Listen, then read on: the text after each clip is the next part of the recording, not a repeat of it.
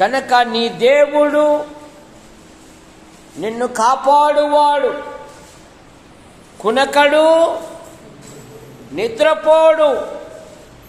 ఇశ్రాయేలును కాపాడువాడు, కునకడు, నిద్రపోడు.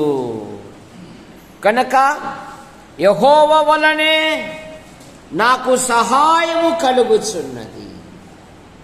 ఆయన అనాథలకు సహాయం చేయువాడు, ఆపదలో ఉన్న వారికి సహాయం చేయువాడు, భయపడే పరిస్థితుల్లో కూడా సహాయం చేయువాడు, బలహీన స్థితిలో కూడా ఆయన సహాయం చేయువాడు.